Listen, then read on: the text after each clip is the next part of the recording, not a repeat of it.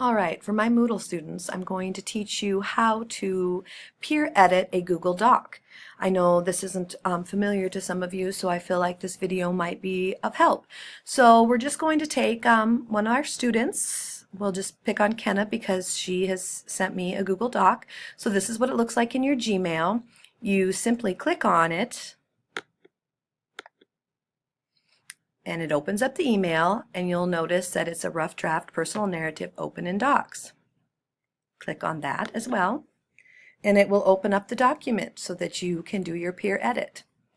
Please use the peer edit form that's in your Moodle for the second week, and you can tell that Kenna and I have been working on this paper by using the suggestion and comment formats for Google Docs. It makes life pretty handy, especially for my Moodle students, because you are in Glendive and I'm in Glasgow, and this gives us the opportunity to work on our papers in tandem. And so I really like this option, and it works very well. It also works well between peer editors. So those of you in Moodle, I will be sharing your papers with another student, and he or she will peer edit the paper, much like I'm showing you today. So the first step is to move to the area where there's a little pencil or editing mode. Click on that, and you can edit the document directly, which means you can make changes. But I don't want you to do this when you're peer editing, because you are making changes on somebody else's paper, which that's not what we want. So if you go to suggesting, your comments and your editing will come across in green.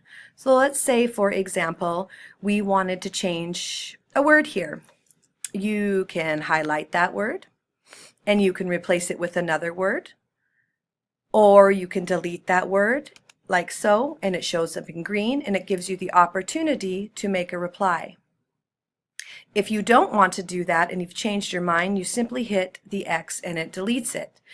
You can tell that Kenna is working on this with me right now because there's a pink K up here, meaning it's her paper, and this is where her cursor is right now. So I don't want to mess anything up for her, but I want you to experiment with this a little bit. But the biggest point is, once you are in the document, to go to the pencil, suggesting mode.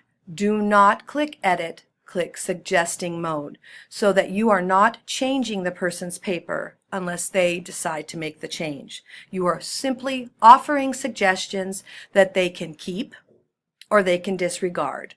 So today I will be sending you another student's paper, and I want you to experiment with using Google Docs in suggestion mode.